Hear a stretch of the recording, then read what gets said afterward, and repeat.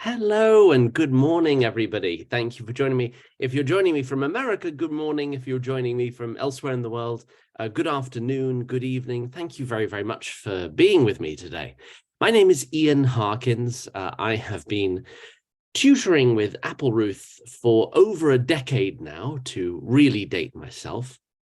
And today it's my privilege and my pleasure to chat about the digital SAT, now that we have one official test done earlier this month, what we have learned, what the lessons are from it.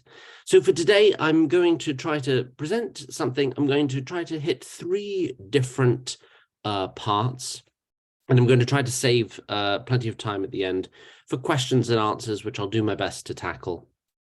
We'll also throw up a poll towards the end so that you can tell us who you are, why you're joining us, how best we can serve your needs. Very interested to know who it is who joins us for these and how we can meet your expectations better.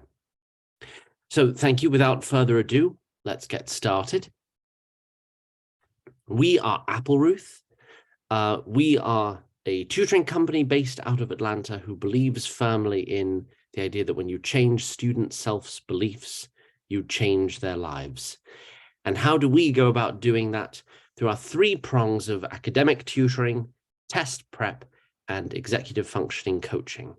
And it is that central tenet, test prep, that brings us to today. So this is part one. What are the key things to know about the format to the new test? Some of this is sort of confirmation, perhaps, of what we've already known, and some of it is fleshing out of things that we have suspected, perhaps based on either announcements from the College Board or what we could glean from the practice tests that have been put out. So we want to update some things that we've put out earlier and give them to you today. Indeed, one of the enormous boons to this is that the way that this test is structured is that it is 2 hours, 24 minutes of total testing time. This isn't necessarily new information. We have known that the two reading sections are 32 minutes with 27 questions each, followed by a 10-minute break, followed by two 35-minute math sections, each of 22 questions. What has clearly come back to us, though, is just how much students prefer this format. Those taking the test prefer this format. Not only do we hear about students like being able to still go about their lives later on in the day on a Saturday, which is not an insignificant advantage, but the stress involved in this was so much less. So I have been on the record before that I think that this structure is just a better test, and I'm happy to say it's sort of borne out initially by some of the initial reactions that we've gotten back from students. Fleshing this out a little bit more, this is indeed been confirmed now. So there are 27 questions on the reading and what we'll call the reading section, the English section. 25 of those questions are operational. 2 are experimental. For the maths, it's 22 questions total. 20 are actually legitimate operational questions. 2 are experimental. Experimental, the College Board has a different word for them. I'm saying experimental because we're used to the term experimental section from what we did from their 2006 overhaul when they added an entire section in. What is clear, though, is that some students were trying to game out what could be the experimental questions. There is no way that you could, and there's no sense in doing that. There are 2 questions for each section that you take that do not count, that the College Board is just using, whoever is taking the test is using you to harvest information to see if a certain question falls amongst the parameters of what it is they're trying to test. So when you get your scores back, you will only be graded on 25 questions per section for the reading, 20 questions per section on the maths. So that was initially a small confusion. I thought I took more questions. I had more questions than this. Just a reminder, there are 2 fake questions in there, if you will. The question layout was something that had been pondered about. This was something that we really didn't know. And I'm excited to sort of come back and readdress, especially on the math. It seems like students more or less took the same questions, but what's clear is that the order of the answers would change. So one student's A could have been another student's C. And what's also clear is that there was some changing of figures. So whereas one student might have seen a question that was that had to do with base 30, another question would have seen another student, would have seen the same question but using 12 or something as the basis. So the College Board can change the answer choices, it can change the figures, but the overall themes on what they're asking students do seem to stay consistent. That's from a lot of forums on this. That's from discussions that we've had with a lot of counselors already and students of ours who seem to have encountered some of the same problems. So that seemed too much of a coincidence to ignore. We did not know before if each test generated totally different questions. So it seems like they have a set bank, but the algorithm is able to change the numbers within a certain frame. One of the advantages, again, to this is that there's really no way to cheat. Like this, the classic thing of peeking over at your neighbor's answer sheet and seeing, there's the same question. Ooh, they bubbled D for that. That's gone. You would not be able to tell that your neighbor was doing the same question. What their question 2 might be your question 6, for instance. And even if they said D30, the correct answer for you might be A12, for instance. So that's something significant to report back. Something else about the scoring. We've talked before about these adaptive sections, but as a reminder, everybody takes a baseline verbal, baseline reading, and then you are funneled from there based on your performance into the easier section or the hard section. A small humble brag that I mentioned later. It does seem like a fairly substantial number of our students feel like at least they were funneled into the harder sections for both, and the scores seem to bear that out. Something, though, that is really interesting that the College Board was getting at a little bit in interviews from the autumn is that different questions are confirmed to be weighted differently. So whereas before on the paper test that domestic US students are still taking, if you get one question wrong, no matter whether it's question 1 or question 15, your score will drop the same amount.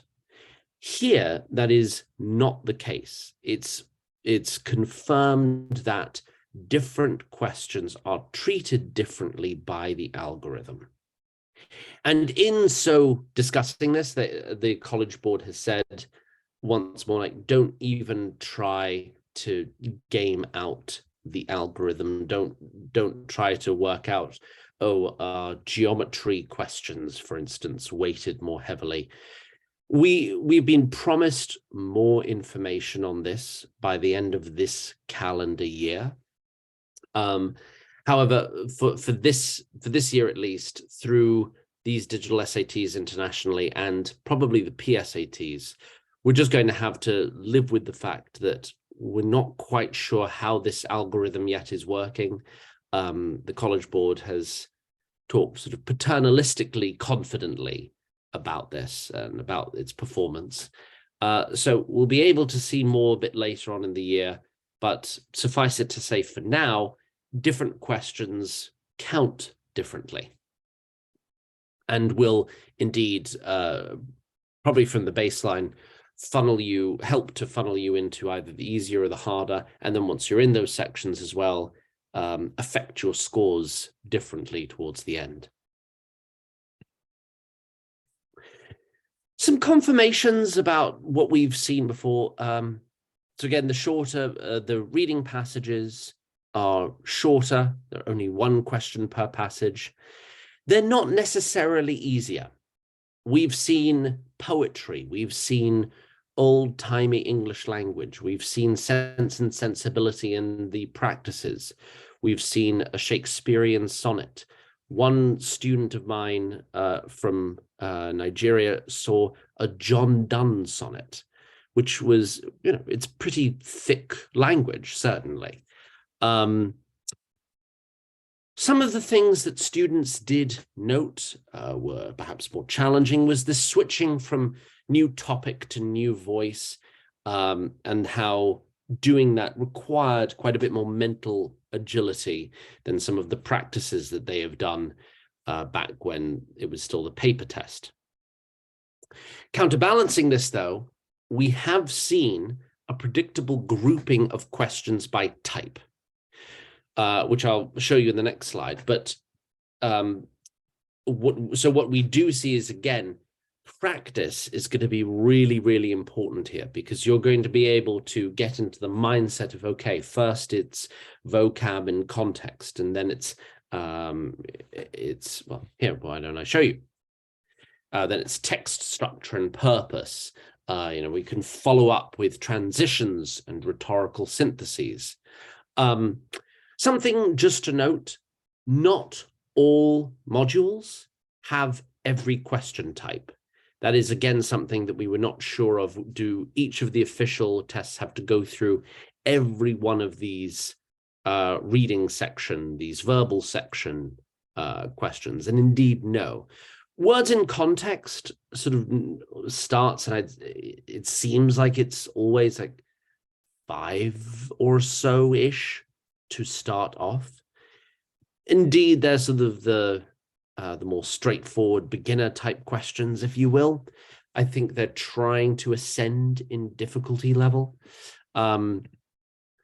But somebody asked, sorry, can you go back to the next slide, to the last slide? This will be recorded, by the way, and it will be sent out to people. So no need to toggle back and forth. You'll be able to see this later. So anyway, so this is an important list to keep in mind, because in going through a practice section, we're going to advocate that students really get used to the order in which these questions are asked, because it'll help on performance. I have talked about this before, but I still think that this is really important, because I have worked quite a bit with students for whom English is not their first language. The math section has transformed with this new digital SAT. It is transformed in such a way that they are making a deliberate and concerted effort to have fewer words per problem. They are trying very much to move away from the idea of word problems or students missing out on demonstrating what they can do on the math simply because they don't understand the wording of the question. There will be some contextual math problems, some things referencing graphs, studies, real-world applications, but the vast bulk of these will be pure math problems. Indeed, they being the College Board, have done quite a bit of work to get here. They'll be the first to tell you that they have been updated by linguistic modification which is a term I had to look up. But what it means is that they are trying to intentionally remove colloquial idioms that are harder for English as second language students to understand, or even different English speakers from different backgrounds. The goal here is to make sure that the College Board is testing indeed math skills, not reading skills.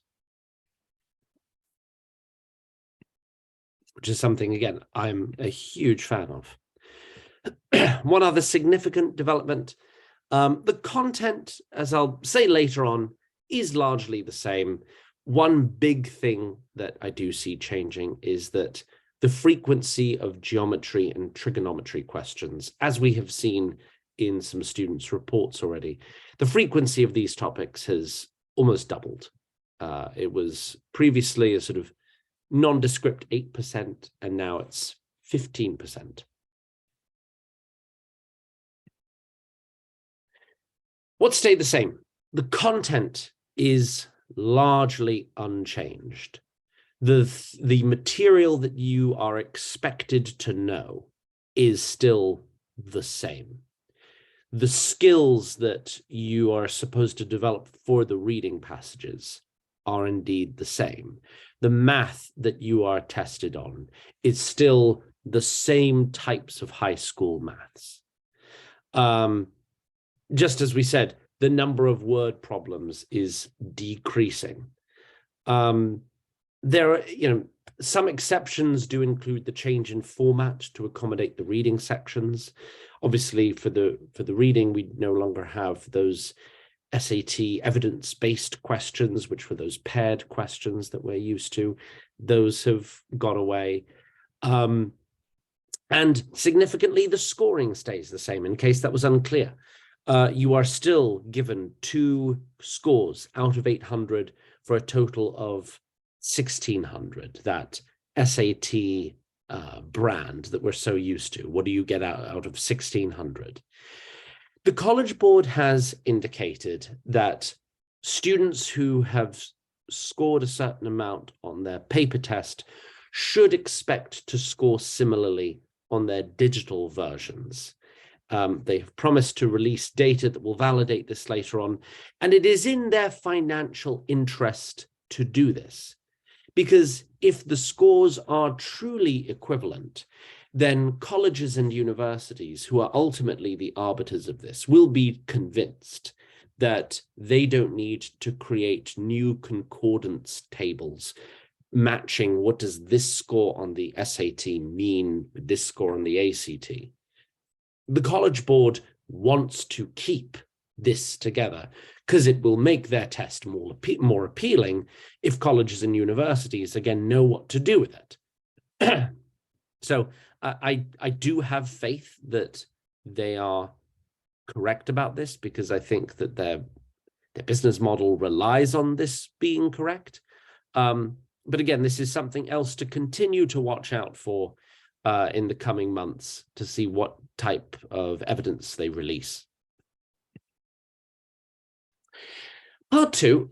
So what I also want to talk about is, what do we feel were some of the most successful ways to prepare for this test?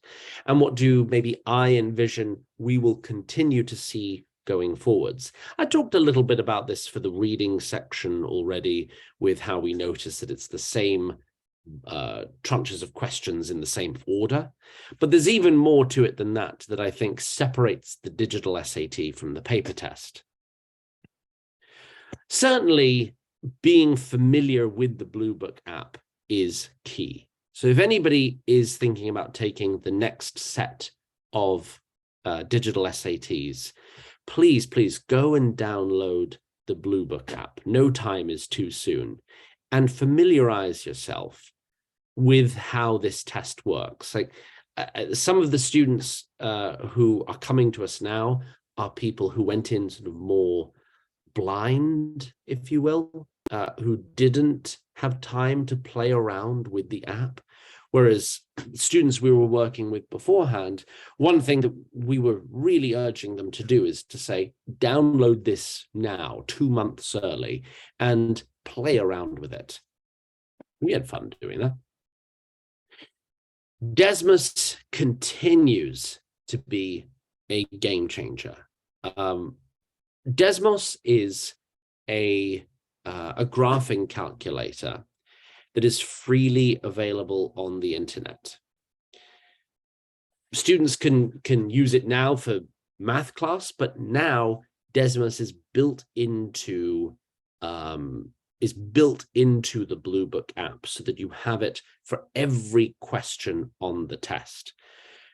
This when I learned this in the autumn, like this really allowed me to nerd out. Like this was pretty exciting stuff, because I think that, again, it reflects how this test is becoming much more of an updated, modern piece that accurately reflects how mathematics, how learning is done nowadays. We do have these devices right next to us that can do a lot of the calculation for us. It's not about fighting that, it's about working with that. So you can choose what questions you use it for. There is a set of allowed other calculators that you can use, but Desmos is right there. And I think that what we will continue to see at Applerouth is we will urge students to be really familiar with this calculator. It reminds me of the days of especially the SAT 2 in maths, the subject test. May it rest in peace. But that test was written so much for somebody who was glued to a TI-84. And it became really key to familiarize a student with some of the functions of that calculator. I see this perhaps continuing. And so I would urge students to try it out as well. The new testing tools were pretty cool. I think that a lot of these seem to work really, really nicely. And I'm enthusiastic about this. So some things that students used to affect was a testing timer. This was something just at the top of the screen that, when I took this, it showed me how much time remained. I could hide it if I wanted to. I could get an alert when, time was winding down. There was a reference sheet of those formulas, which those are there's a lot of geometry ones that are at the beginning now of each math section. They've been there for forever, even when I took the test back in 2000. And this was, so now they still have it, but it can pop up as a feature on the screen next to you, and you can move it around at your convenience. I find that some students that I work with didn't even know that that was an option that they could go back and say, if they come across a question, I have no idea what the volume of a cone is. You don't need to know, you can go back and find the formula 3 pages earlier. Well, here it's right in front of you and easier to access. It was very easy to keep track of progress, flagged items. Here's a little screenshot of what Jed, our former CEO and our founder, was doing. So this allowed you to indicate, to easily go back and see which questions did I skip, which ones did I flag for review. And again, this just helps students in knowing how their progress is coming along. Oh, yes, and the ability to annotate. I think we are going to have to continue to play around with, excuse me, how to highlight text, how to annotate, especially on the reading sections. I feel like we don't want to let all of those excellent practices that have served students on the paper test go away. There's certainly still a place for that. So I think it's going to become about making sure that students feel comfortable in a computer screen doing a lot of the same things that perhaps they're more used to doing with pencil and paper. So indeed, for some students, this will be a transition away. For others, it will feel completely natural. Students are extremely used to working with computers nowadays. Those who accessed the practice tests were key. As a reminder, the College Board in October released 4 much anticipated full-length digital practice tests. The content of those tests have indeed kept in line with what students have reported back to us. As a reminder, though, these are static, meaning that students will all see the same items. More of these tests have been promised, and I would suspect that we will see more before not too long from now. And there were also the 4 sort of paper-based tests as well, just as good content. But these were, to reinforce, these were perhaps some of the best single things that students could do to practice, and something that we will continue to advocate for with us. Soon I think there'll be a much more glut of tests, maybe of different levels, but there'll certainly be a lot more of these now that we are pretty confident that these practice tests reflect how the real tests are actually going. What else? Here are some other notes that I've compiled. Please make sure that if you're using an iPad, the operating system is 14 or later. Students needed to have 150 MBs of free space to download the test. As a small reminder, I think that this was fairly clear, but you have to download everything onto Blue Book the Friday before the test. Something else that seemed to help students that were advocating: declutter your laptop so it's a cleaner testing environment. Make sure that it's something that you are that helps your headspace to concentrate, especially if it's your own device. As I said, be aware of a list of allowed calculators. We've moved away from a list of banned calculators to a list of allowed calculators, I suppose, because the list is smaller. This was something that we were advocating as well. Mentally prepare for possible problems with the rollout, and be patient with any issues. Really, we didn't see any. In fact, a student told a colleague of mine, well, it went absolutely fine, but you prepared me for Armageddon. So I think that leads us to the quote at the bottom: train past your distance and you'll be armed for Armageddon, even if Armageddon doesn't come. Final portion, and then that'll leave plenty of time for questions at the end. Anything else about the feedback? Overall, the logistics of this are really smooth, which is such an advantage. Very few sites had to cancel. Again, I think I've echoed this, but the interface of the test felt exactly the same as the practices. The difficulty level of the questions seemed to be maybe a bit harder than what was put out on the practice tests. Perhaps that is, again, because our students do seem to have been shifted into the harder modules, and their scores do seem to reflect that. But maybe for the first test, it is a virtue of how the, maybe it is a virtue of nervousness beginning. We'll see how more of these tests result. It's worth saying, by the way, sorry, for the last one, I think I addressed this later, but overall, maybe I do, but cancellations were, for tech reasons, were so minimal, which was such an advantage. Scoring. So scoring is a little bit vague. I put up this to illustrate. This was a real report that a student of ours got back.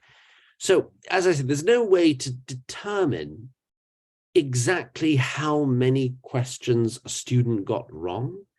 This student did fantastically well. But there are perhaps some overlap in topics. If indeed it's maybe one question off, then this student got a 730 on the reading, which feels like, however few questions the student did miss, it was very few. And it does seem then that the top end of the curve might have been quite brutal. Again, we will learn more of this. I'm not prepared necessarily to come out with declarations officially about the curve based on one test. We've seen wildly different shifts for the paper SAT. You need only look at some past ones of those to see how different numbers of questions wrong could have resulted in 50 points difference. But it's worth pointing this out at least. I'm sure we will get more information back soon. Even the proctors had thoughts. So this comes from the International ACAC Facebook group. Coordinators are really pleased with this. There's less stress, there's less work than paper, shorter testing time. Many weren't new to the format as well. The one issue maybe flagged was that there was some lag time on the coordinators' dashboards. Maybe they were a little bit behind where they should have been. It's worth saying that, again, it's been very much in the College Board's interest to make this rollout very smooth. Possibly the ACT's rollout of computer-based tests several years ago now did possibly help influence this digital rollout.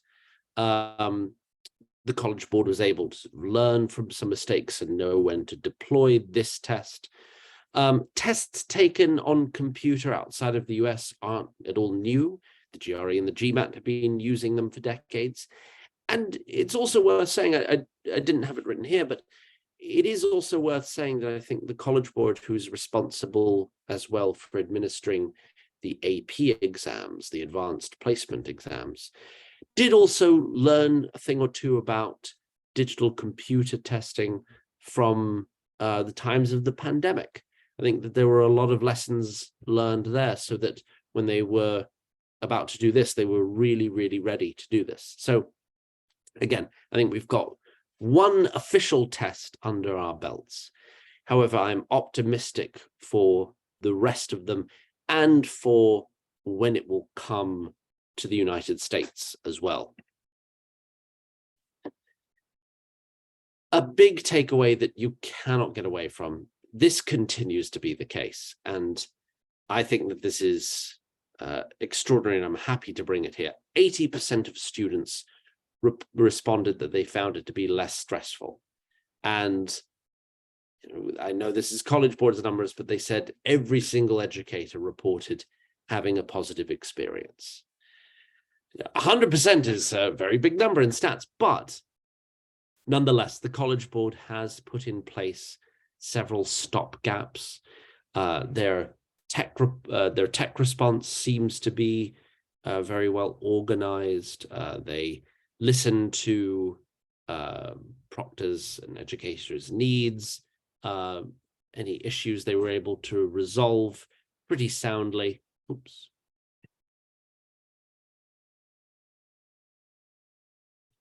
So again, I feel very, very optimistic about these. I think something like only 60, excuse me, I think something like 60 tests in total had to be, 60 sites had to be cancelled in total, which was, if that's true, less than the 4 most populous states in the US's numbers for the March paper SAT.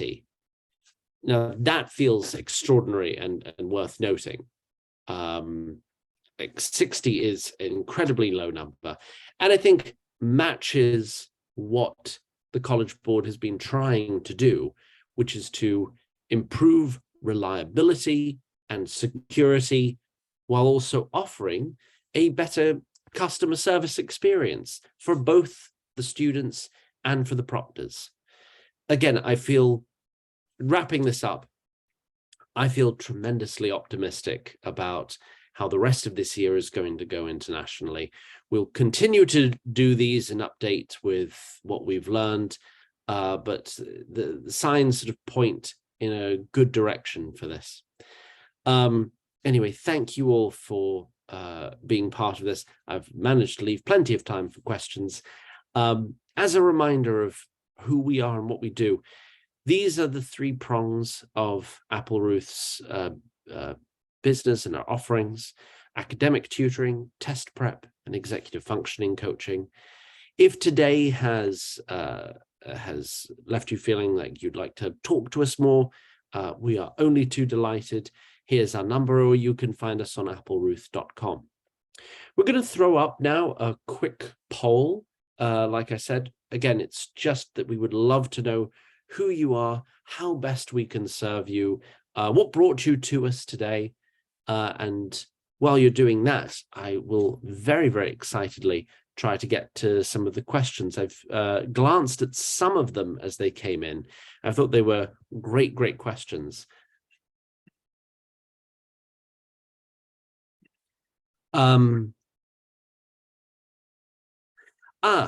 A great question from Sonia.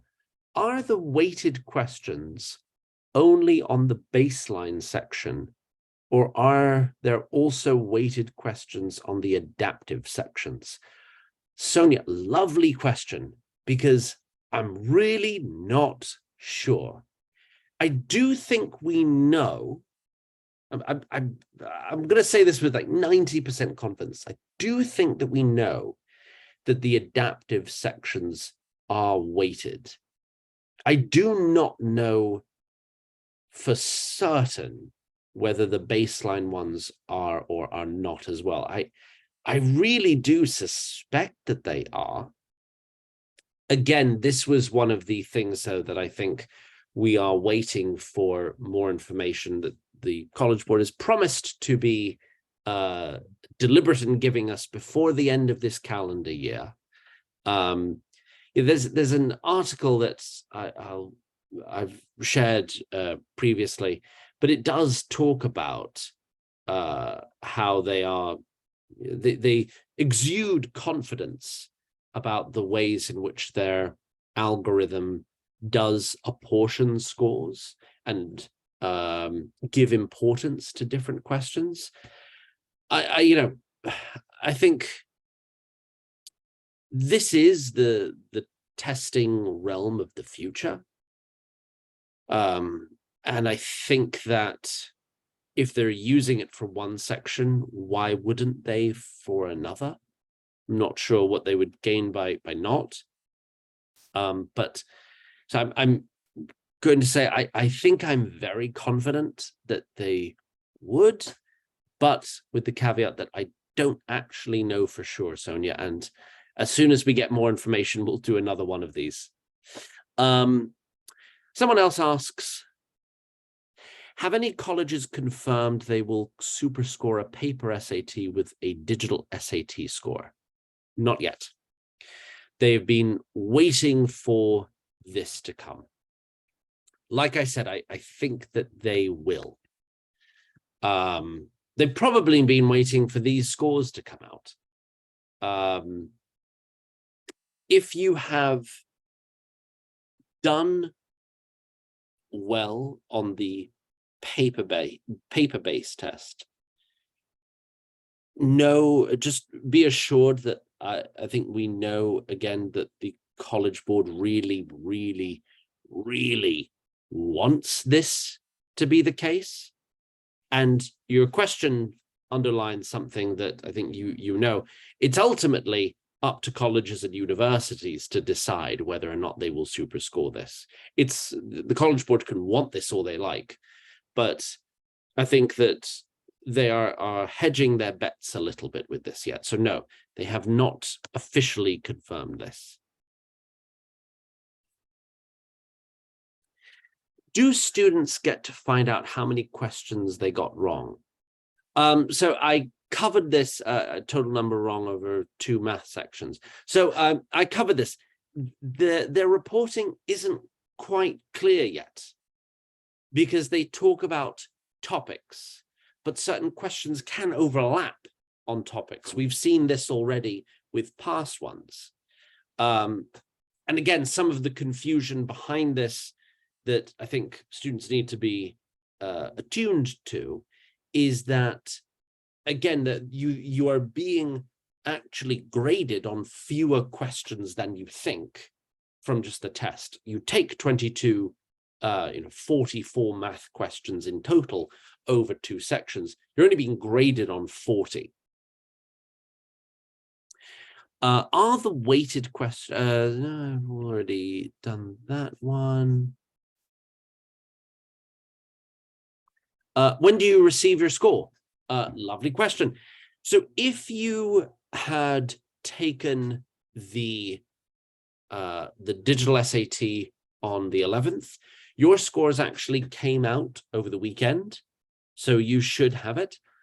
Something, though, to remark is that one of the other promises the College Board has come out with is that the turnaround for score releases is going to get much, much quicker. We're talking days, no longer weeks, which will be another hugely advantageous thing to do, because it will allow students to plan better whether or not they would like to take this test again and try to get a better score. So at the moment, they are aligning them with when the paper tests are released, but that's not always going to be the case. And they're going to, once everything is digital, I think the turnaround is going to be really, really quick. Will the recording be sent out? It certainly will be, along with these slides. Right. Folks, if there are no other questions, thank you so much for attending this. I hope I've been helpful, and I hope that I've been honest in what we still do not know yet, and what other tidbits we are waiting for from the College Board, and what I'm hesitant about remarking on when we have only one official test still under our belt. There's plenty that we have learned about the formatting. There are still questions out there. So thank you very, very much for joining me in this. I'm excited to update you as soon as we know more. And I will speak to you then soon. Thank you very, very much. Bye-bye.